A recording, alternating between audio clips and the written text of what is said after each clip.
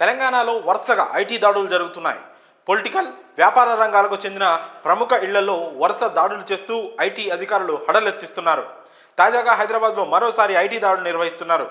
మొత్తం 55 బృందాలుగా విడిపోయి పలు చోట్ల తనిఖీలు నిర్వహిస్తున్నట్టు తెలుస్తోంది. ఈ క్రమంలో ఇప్పటికే టాలీవుడ్ ప్రముఖ నిర్మాత ఎఫ్డిఎస్ చైర్మన్ దిల్ రాజు ఇల్లు, ఆఫీసుల్లో ఈ రోజు తెల్లవారుజామున సోదాలు నిర్వహించారు ఐటీ అధికారులు. అంతేకాదు దిల్ రాజు సోదరుడు శిరీష్, ఇంకా లక్ష్మణ్, కుమార్తె, బంధువుల ఇళ్లలో కూడా ఐటీ సోదాలు జరుగుతున్నట్లు తెలుస్తోంది. ఈ ఏడాది సంక్రాంతి కానుకగా గేమ్ చేంజర్, సంక్రాంతికి వస్తున్నాం వంటి 2 విభిన్నమైన సినిమాలను ప్రేక్షకులకు అందించారు దిల్ రాజు. అయితే గేమ్ చేంజర్ పెద్దగా కలెక్షన్లు తీసుకురాకున్నా సంక్రాంతికి వస్తున్న మూవీ రికార్డు కలెక్షన్స్తో ముందుకు దూసుకుపోతుంది. త్వరలో 200 కోట్ల క్లబ్లో కూడా చేరబోతోంది. టాలీవుడ్లో గత కొంతకాలంగా ఐటీ సోదాలు జరగలేదు. అలాంటిది ఇప్పుడు దిల్ రాజు ఇంట్లో జరగడం ఇండస్ట్రీ వర్గాలని షాక్కి గురిచేస్తున్నాయి.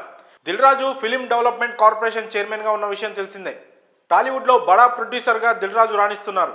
డిస్ట్రిబ్యూటర్ నుంచి నిర్మాతగా ఎదిగారు దిల్ రాజు. దిల్ సినిమాతో ఆయన నిర్మాతగా మారడం, అలాగే ఆ సినిమా మంచి విజయం సాధించడంతో ఆయన పేరు దిల్ రాజుగా స్థిరపడిపోయింది. ఓవైపు నిర్మాతగా రాణిస్తూనే మరోవైపు డిస్ట్రిబ్యూటర్గాను వ్యవహరిస్తున్నారు దిల్ రాజు.